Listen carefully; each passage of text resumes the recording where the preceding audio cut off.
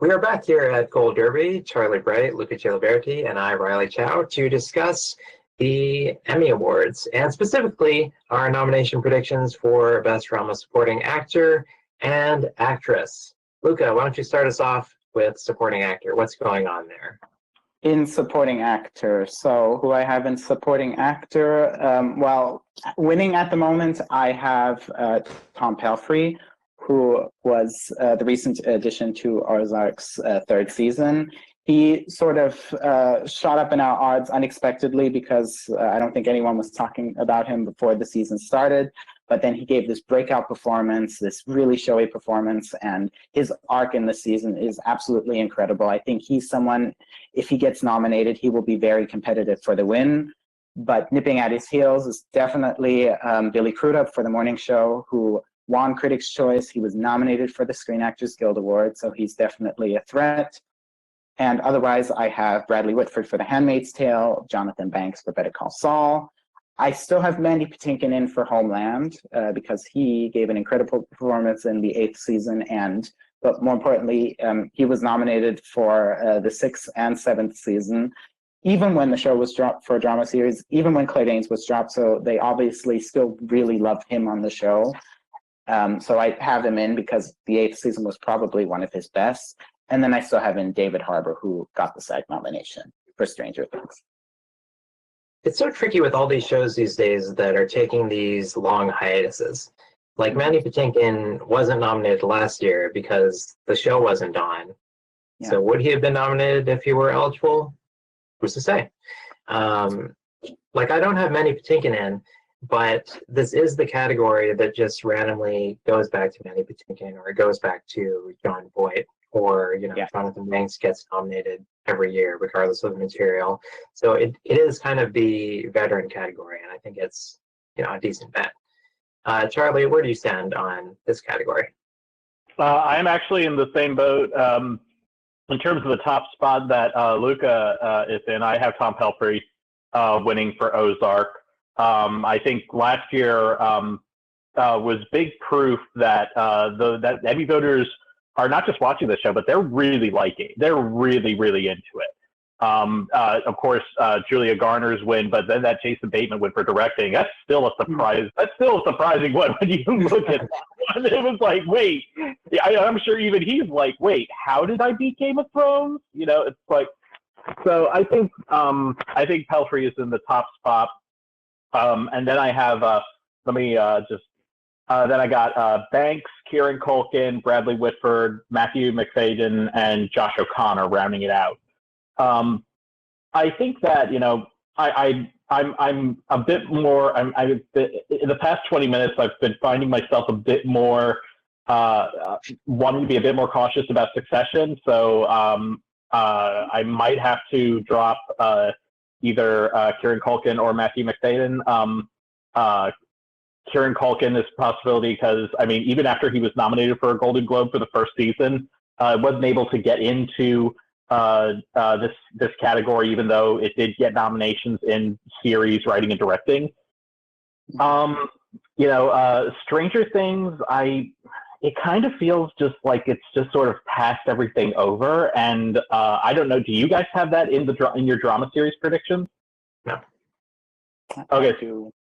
Okay, so you do and you don't. I do. No, I don't. Yeah, I don't think so. I think, and that's just to me, just like if it's not going to get into drama series, I have a very hard time seeing David Harbour getting in now. It feels like that show's time has passed, unfortunately. I don't have Mandy Patinkin in, but I definitely understand what you guys were talking about. How he's just someone who will just reappear after a couple of absences. He definitely fits that mold, so I do not put that past him. I really probably should be seriously considering Billy Crudup for The Morning Show. It's just that my outlook. You don't have him? No, not right now. I don't. It's just that my overall feeling about The Morning Show is that it's just going to land with a thud on Emmy nomination morning. At least that's what I've been that's how I've been reading it. because like I don't have it in for. I have Jennifer Aniston getting in, but I don't have Steve Carell getting in. I don't have it in getting in for drama series. So that might be one that this might be one, especially with that SAG nomination, because I remember when the year before that, when Julia Garner got that surprise SAG nomination and ended up, and while she didn't win, she ended up riding that momentum into the Emmys and then an eventual win and basically being the front runner for the category. So you know, the fact that Billy Crudup got in and he also won the Critics' Choice Award, that should probably give me some pause, and I may have to do some rearranging based on that. Yeah, I think one of the people who I was just to finish that by saying one of the people who I may take out is actually my number 2 right now, and that's Jonathan Banks for Better Call Saul. As much as I love the show and I think he's fantastic on it. You know, like what we were talking about with the earlier slugfest about Bob Odenkirk possibly falling out. You know, it's all those nominations for Better Call Saul feel like they're on very thin ice, even with as strongly received as this new season was. They feel like they're hanging on by a thread. Yeah, I just feel like the show it's at the age where it kind of doesn't matter if it's good or not. It's just old, so it might just randomly start falling out of places. I've kept Jonathan Banks in. I toyed with dropping him earlier in the season, but I thought like I gotta rein it in a little if I'm dropping Bob Odenkirk and I'm still predicting it in series and writing and directing and all this stuff. So. Yeah, Charlie, I think you mentioned 2 important aspects. I think David Harbour is definitely someone who isn't safe.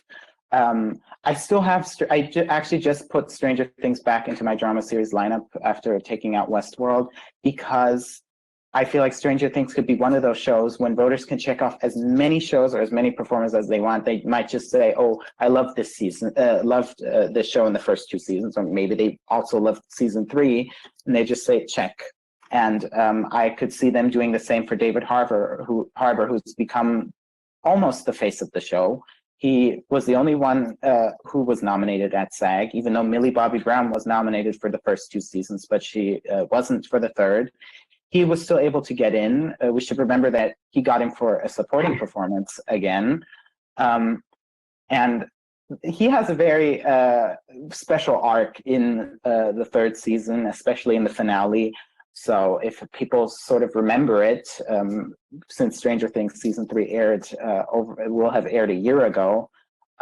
If they remember it, I think he can definitely get in, but I think I have him in 6th place. I could see him definitely dropping out. And then what you mentioned about the morning show makes a lot of sense. I definitely see a scenario in which the show only gets in Jennifer Aniston. I'm predicting Jennifer Aniston and Billy Crudup at the moment, just because Billy Crudup did get the SAG nomination and won Critics' Choice. But sometimes these precursor awards just give a false picture of this race, or give us a sort of false hope sometimes. So I could see just Jennifer Aniston getting in. It wouldn't shock me at all. Yeah, I finally dropped David Harbour to prepare for this chat, just trying to spice things up. But, I mean, he won Critics' Choice for season 2, was not even nominated for season 3, and I don't think anybody noticed. I feel like Stranger Things is, it was this huge phenomenon, and it still is this phenomenon, but it was looked at in a different way a couple of years ago, where, like, it won the Producers Guild Award, and this year it's not even nominated. And again, I don't think people really noticed that much. I think that kind of the days of taking it seriously as a prestige project are kind of over, and now it's more just kind of like a big show like The Walking Dead or The Witcher that a lot of people watch and people enjoy, and it's got a bigger budget now, but I don't think people feel a need to keep nominating it for awards. I'm obviously hesitant because this category, I feel like if you can get nominated a couple times, you might just keep getting nominated a few more times. And he is kind of the last man standing for that show. And then I also recently dropped Josh O'Connor, who I think Charlie has in. That one's just kind of one where the further away that we get from The Crown, the more I kind of think, like, is his performance really going to stand out all these months later when he wasn't in most of the season and it's a restrained performance and he's not a name, and this is like the veteran category.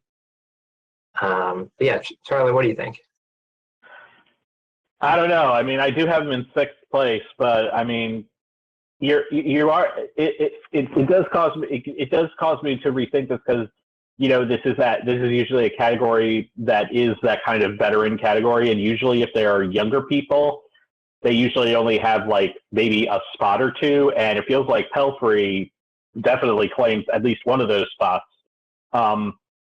And then, Kieran Culkin would be like another person who would occupy that kind of spot as well. So there's already competition for that. So I think that's merited. But honestly, I just don't know. That's completely understandable. Not here. Go ahead. Okay. In terms of Succession, I feel like I've never understood how Kieran Culkin is ahead of Matthew McFadden. I understand, obviously it's because he got the 2 Golden Globe nominations, but I just feel like, yeah, go ahead. I can explain it for you. I think that at least from what I watched the first season, Kieran Culkin's character was much more clearly defined in terms of what he was and what his character is used for and how his character is utilized in the series. Whereas Matthew McFadden, it was a lot dicier. And it was it's come to be something that a lot of people like, but that initial relationship between him and Nicholas Braun's character was kind of, for me at least, was a little uncomfortable at first. It's morphed into something that I think is very twisted but really entertaining now. But at first, it was a tougher sell. Okay. And I guess something about Kieran Culkin is that he also gets these really, really great one-liners. I think he is also, I don't want to say he's the comedic relief because I feel like the show has this comedic undertone in general, but I do feel like he gets all these one-liners that people probably eat up with a spoon. So that's why I could imagine him perhaps being ahead, but maybe Matthew McFadden has more the dramatic arc. I have not seen the second season yet. I've seen the first. But he has a great moment in the finale. He has a magnificent moment in the finale. That he gets one of those great scenes that is just like perfect material for this category. Yes. I really should have won for the first season, Matthew McFadden, and he did get that Critics' Choice nomination. And I feel like when we poll like people who are fans of Succession, more often they say that they're fans of Matthew McFadden, whereas I feel like Kieran Culkin is more just the bigger name, which we often gravitate toward in predictions. But when it comes to actual fans of the show voting, I feel like they're more likely to go with McFadden. But I actually don't have either of them because, I don't know, just kind of the Silicon Valley thing where you've got all these kind of comedic performances from younger people, and I don't know how they'll stand out from the ensemble. Yeah, I completely agree because I don't have them in that, but for me it's more because, again, I just don't know how Succession is going to do in these acting categories. I still have Jeremy Strong and Brian Cox in lead actor, but both supporting races are incredibly stacked, and I just don't know if a show that was blanked at the SAG Awards, blanked in the acting races at the Emmys last year is all of a sudden going to break into all possible acting categories. If it happens, I won't be surprised at all. But we have so many people contending here, and I feel like who we again should talk about is 2 actors from Westworld, Jeffrey Wright and Ed Harris. Jeffrey Wright has never missed for the show. Ed Harris got into the lead actor category last time he was eligible, even though you could argue that he was more of a supporting player. So we shouldn't underestimate them, especially if Westworld performs well. And then Joseph Fiennes, also a nominee last time. He was eligible in 2018. The Handmaid's Tale is an acting juggernaut at the Emmys. It got its 3rd consecutive Screen Actors Guild Awards ensemble nomination. So the actors are obviously still there for it, but he might have been overshadowed by Bradley Whitford a bit this season, who I think we all have in our predictions and who won Guest Actor last year for The Handmaid's Tale. But if The Handmaid's Tale performs as well as it always has, then we shouldn't be surprised to see both Bradley Whitford and Joseph Fiennes in. I think Bradley Whitford really won for the season that's eligible right now. Yeah. Since it was airing at the time and influencing voting, and there's a lot of confusion over what they were actually voting for anyway, since it was technically only 3 episodes that were eligible. So I've talked a lot about people that I don't have, so now I need to shock you with who I have slotted in to 6th, and that's Nicholas Braun for Succession. It's just because, like, I go into the Gold River. Yeah, I go into the Gold River Prediction Center, and you see Nicholas Braun's face, and he's doing the face that he does, which I'm sure he's going to be doing on the ballot, and he's going to be at the top of half the ballots. Yeah. And I just think, how do you not check that off? Like, he's such a unique character that I feel like the rules just don't apply to him, and people will just be too delighted by, like, oh, look, there's Cousin Greg. He's also one of those characters who, those characters that are meant to be, the outsider's perspective into this weird world. Those characters can be very hit or miss because sometimes they could just be. It's sometimes you watch them and they're just like they don't exist for anything other than that. But the way that they've used his character over the past 2 seasons has actually been quite wonderful. And looking at him in this prediction center making the Cousin Greg face. I have it up right now. He's looking right at me with that face, and I almost can't help but put him in there. So, I would. He's someone who, but are you saying, Riley, that you have him getting in, but you don't have Culkin or McFadden? Yeah. That is the concerning thing. But sometimes they do pull off weird things like that. And one of those weird things was Chris Sullivan last year. Not that it's exactly comparable to Nicholas Braun in this case, but Riley, correct me if I'm mistaken, but you did have Chris Sullivan in at one point, didn't you? Well, definitely not last year, but I have him in right now. Oh, you have him in now. Yeah, because I think it's a completely valid prediction because, again, he was nominated last year out of the blue. I mean, even if we had to predict one supporting actor from This Is Us last year, I think most people would have predicted Justin Hartley. So the fact that, the fact that Chris Sullivan did get in is quite remarkable. But he's also someone who's just been working for so many years. He's probably worked with so many actors by now. If This Is Us still gets some of these acting nominations, he might just be able to hold on to his. And someone else who could hold on to his nomination from last year is Giancarlo Esposito for Better Call Saul. But I don't know. This category is much more crowded this year than it was last year. We should just remind everyone that last year, a lot of these heavy hitters sat out the cycle: The Handmaid's Tale, The Crown, Westworld, and many more. So those nominations, some of those nominations last year might not, or those nominees might not return this year, but they definitely could. Yeah, Chris Sullivan was such a surprise last year because you think they would go for Justin Hartley within that category, or you think that they'd go for Susan Kelechi Watson in supporting actress. And now Chris Sullivan is clearly past, his on-screen wife, Chrissy Metz, who got the Globe and Emmy nominations for the first season. And I've got him in over Giancarlo Esposito because I figure that This Is Us is further ahead of Better Call Saul in the race overall when it comes to the acting branch. Hence why I also have Sterling K. Brown ahead of Bob Odenkirk. I'm trying to have a little bit of consistency in some places in my predictions. And Chris Sullivan, like you said, I feel like he might be at that place now where he is kind of recognized as a veteran, or at least, somebody that has been working in the industry enough.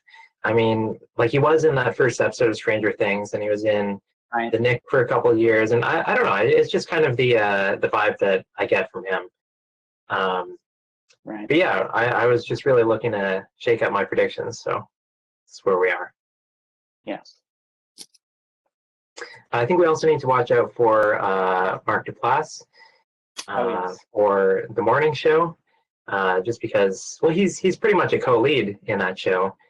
Mhm. But I'm just trying to give The Morning Show a little bit of space to expand in its second season, since it's so rare that we see like these huge shows fully formed at the start. I mean, you look at The Handmaid's Tale that couldn't get Joseph Fiennes in for its first season, or you look at The Marvelous Mrs. Maisel that couldn't get Marin Hinkle in. I think he's somebody that we'll see get nominated next year.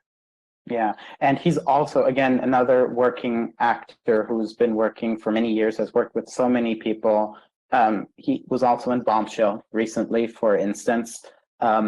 If the morning show really gets overperforms, and I know I've said this a lot now, but I don't see why he wouldn't get in, because he, as you said, he is practically a co-lead, and he has a very showy performance. I mean, throughout the entire show, his character is practically stressed all the time, and has all these he's outraged all the time. So I think it's a very fun performance. So I wouldn't be surprised if his peers checked him off for that.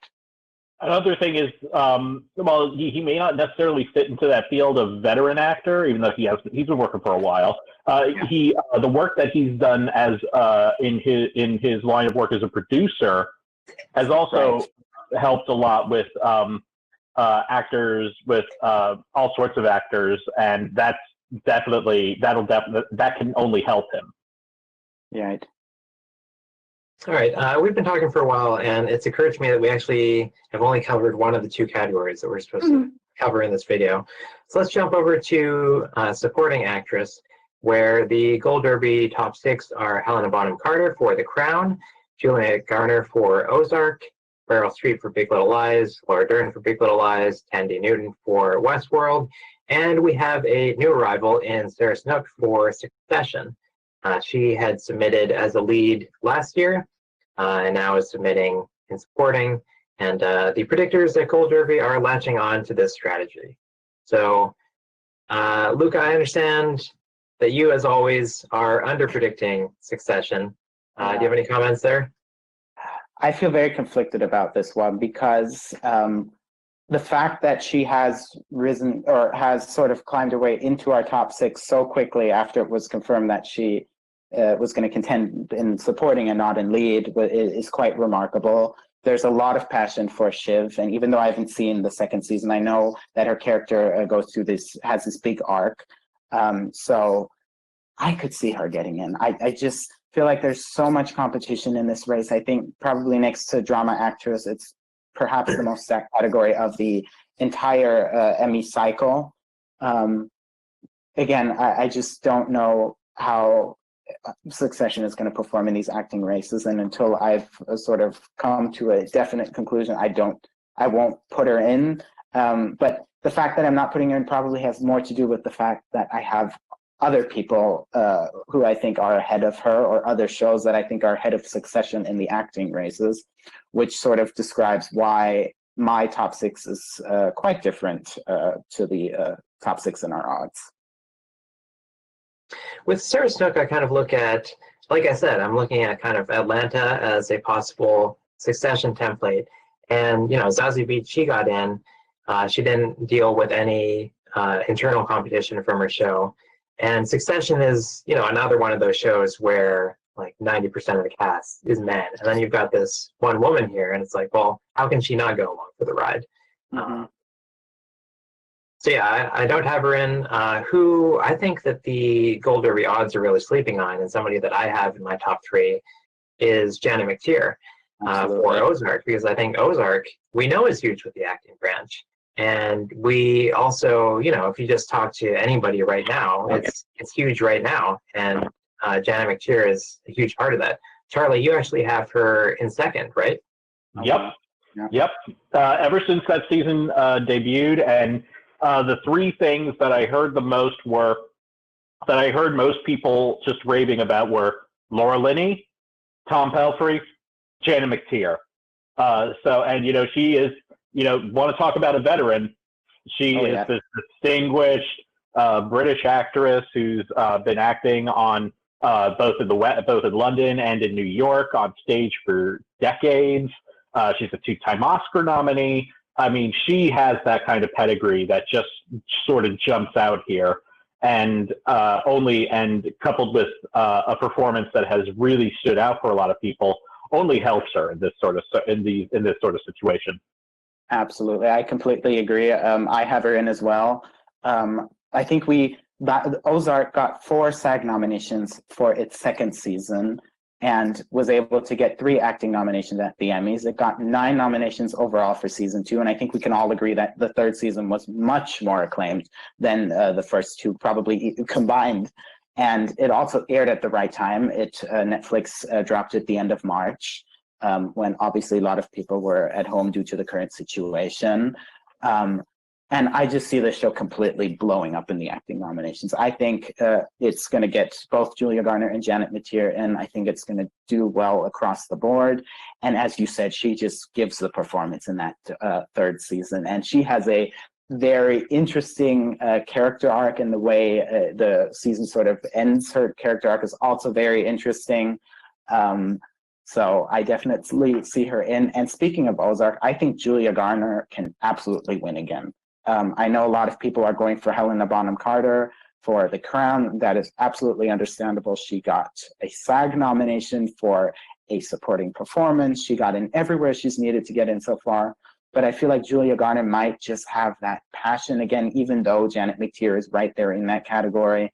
But Ruth Langmore has become such a buzzed about character that she might just be the rare person in these drama series races to repeat. And we haven't had, bar Peter Dinklage, we haven't had a repeat winner in the drama races in the last few years. So it would be quite a thing, or quite a feat to repeat. That's not who I'm predicting at the moment. Who I'm predicting is someone else, but I'll talk about it in a second.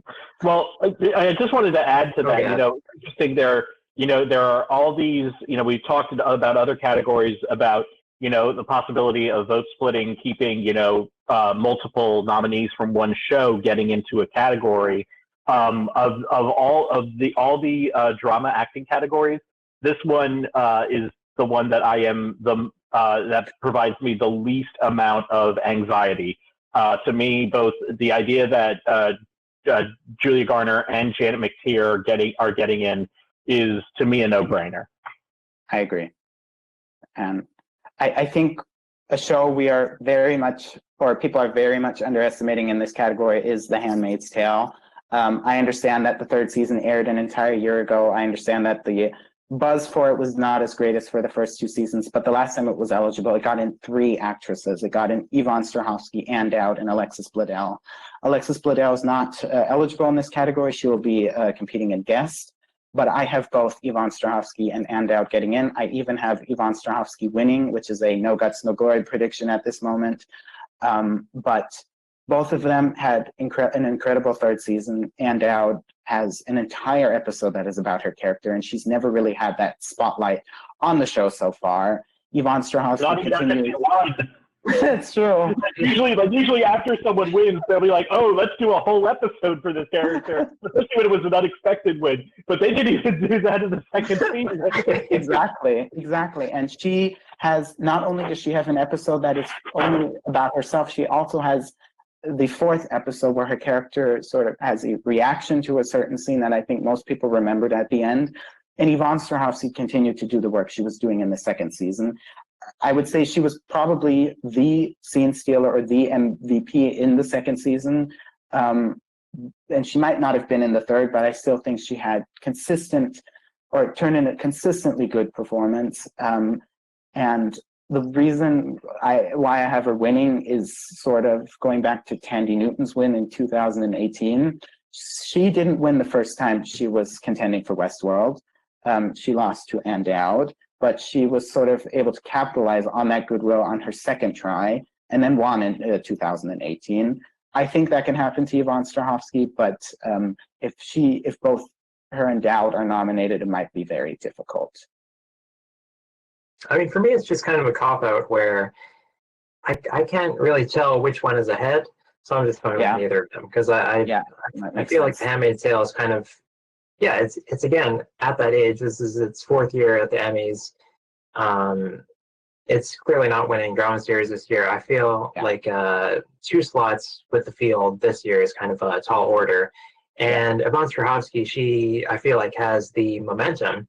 At the same time, like, why hasn't she been able to get in at SAG? Why was she snubbed for the first season when they nominated Tamira Wiley and even awarded Ann Dowd? Ann Dowd is beloved, clearly. So I'm not sure that Strahovski is ahead, especially with Dowd getting, that episode this season. So I don't know. I would say I don't know either. Yeah, I guess the one other thing that could be mentioned is that The Handmaid's Tale has received 14 acting nominations at the Emmys. It's won 6 for 6 different actors. Yvonne Strahovski is one of the only ones from the main cast who has not won an Emmy so far. We don't know if Emmy voters vote like this. They might not think about that at all. So I don't really want to factor it into my prediction. But I just have much more confidence in that show, in the acting races specifically.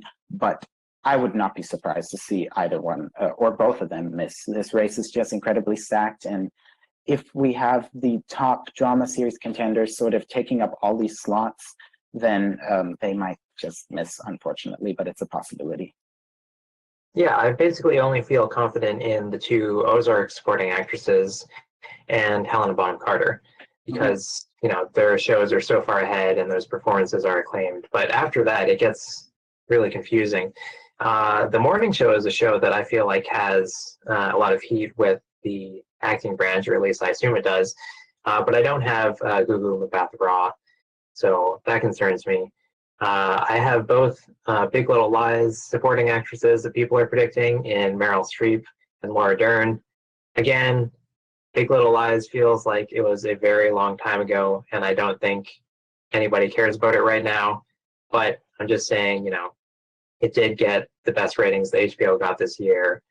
These are big names giving, acclaimed performances. So, sure. Yeah. I do not have Meryl Streep getting in. Yeah. Fair enough. Which I know the idea of Meryl Streep not getting nominated for something is almost like blasphemy. And also heresy as well. Because it's like, she's eligible, she gets nominated. But I don't know. I kind of feel like, this is just one of those crazy things where outside of, Helena Bonham Carter, Julia Garner, and Janet McTeer, it's just open season. Absolutely. Yeah, so I ironically do not have Laura Dern in because Renata Klein was the biggest character in the second season. I mean, she gave perhaps the most talked about performance in that second season. Renata Klein was the talk of the summer, but I don't know if for some reason it's more of a gut feeling that she won't get in now. She did not get in at the Golden Globes because even though the Golden Globes love her, they rewarded her for Marriage Story. They gave her the win for Big Little Lies' first season. So there really was no reason to snub her, but maybe I'm putting too much stock into that Golden Globe sub. And the fact that she just won an Oscar might just propel her chances. But again, Big Little Lies probably is not as popular as it was in its first season. And I wonder if that might result in a surprising omission in this category, for instance. Actually, there was this. I was just looking down the list of contenders that we have in our prediction center, and something just came across my mind. If, and I know I'm going back to Succession here, but if there is enough love for this show, like a lot of people do seem to really believe that there is enough love for the show. You have someone like Holly Hunter listed in here. And she had this great thing where if she was competing, if she was allowed in guest, because she's because I remember watching the second season, we were like, is Holly Hunter going to be in this episode for a split second? Because this could move her to supporting instead of guest. In guest, I think she would be a slam dunk to get nominated. But this is what, if you have enough people that are passionate about that and having a name like Holly Hunter there, And, when they're just scrolling down through all these people on the ballot and they go, oh, yeah, she was great in the second season. She was great in this season. I thought she would be in guest, but no, she's here. I'll check her off. That would be that'd be one of those things where you're like, this goes way beyond anything we thought. Mm-hmm. Yeah, I've seen kind of the same thing about J. Smith Cameron last year. And then Succession just got nothing, and I just feel like, I just can't do it again. I completely get that. I think for me, Succession, I sort of think it either completely overperforms, where it gets in all of these actors, including a surprise nomination like Holly Hunter, or it really sort of only gets Brian Cox or is completely blanked in the acting races again. For some reason, I don't see this like middle ground there, but if the second season was the most talked about show last year when it aired, it was, again, that was also quite a while ago, but I feel like it's held on to a lot of its buzz. So I wouldn't be completely shocked to see someone like that get in. I guess someone else we haven't really mentioned that much is Thandie Newton, who won the last time she was eligible in 2018 for Westworld's second season. But that, again, speaks to the overall strength of Westworld this year, where we're not quite sure how it's going to perform. Thandie Newton's role was more reduced in the third season, even more than it was in the second. She has an episode in the second one where she has a lot of screen time, but I don't know. I feel like they've nominated her, they've rewarded her. They might just drop her now, but I'm definitely still considering her. I mean, last time she was crying about, how she's trying to find her long lost robot daughter, and this season she's doing exactly the same thing. So, maybe that's a winning recipe. But yeah, I still have her in sixth, but yeah, Westworld I'm not predicting for anything else, but I'm just trying to keep, I'm trying to be a little bit conservative, because it's very easy to predict the Emmys to have very progressive nominations and then be disappointed. Yeah. We have go ahead, Charlie. Oh, I was going to ask, do either of you have Rhea Seehorn getting in for Better Call Saul? Never. No. Okay. Neither do I. So I feel a lot of people, obviously, a lot of people were talking about her performance this season again. I feel like every year it's the same thing, where her performance is really talked about, and she gives this really great. Exactly. I feel like she gives this great performance every season, but if she was going to get in one year, for me, it was last year when all this competition was gone. But then they nominated for Game of Thrones women instead, and Fiona Shaw and Julia Garner. So I don't see how she gets in this year unless Better Call Saul all of a sudden there's this turnaround and it gets in so many different places, considering maybe because season 5 was so acclaimed, but as of now I just don't see it. I did have her last year. Yeah, and I feel like a lot of us were predicting her last year, and we were sort of surprised to not see her get nominated. So I feel like that's why we have much less confidence in her this year. But speaking of Fiona Shaw, we were talking about Killing Eve in the lead actress race, obviously, but Fiona Shaw was one of the 3 actresses to get nominated for the show last year, and she has a much bigger role in the third season. I would say her performance is also, I feel like she's had much more screen time. And if Killing Eve does better than we are expecting it to, it's also airing at the right moment, we should probably mention, then she might just be able to get in. She got 2 nominations last year, one for Killing Eve and one for Fleabag. She's a possibility. I don't think Killing Eve is going to get in anywhere, so I don't have her in. But again, I wouldn't be surprised. And I mean, she might submit the finale that is airing tonight. Oh, interesting. That's interesting because she's had quite a few good episodes this season. So, that sounds very interesting. We also got, I at least feel like she should be mentioned, Cynthia Erivo for The Outsider. Absolutely. Because she is a recent Oscar nominee. she's someone whose profile has been elevated very much so in just a very short amount of time. I guess you want to say the last 4 years. Yes. Her rise has been quite amazing to watch. If there's enough goodwill, who knows? Yeah. And last name I'll mention is Millie Bobby Brown. She's been nominated. She's never not been nominated. She was nominated for the first 2 seasons, but she was also nominated for SAG for the first 2 seasons, and this was the first time she was dropped.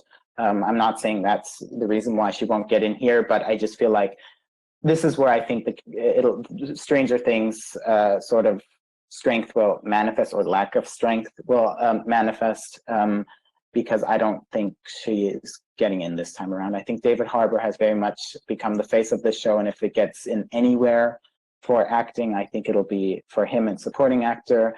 Even though she gave perhaps one of her best performances on the show in the 3rd season, but I'm not sure how much that counts.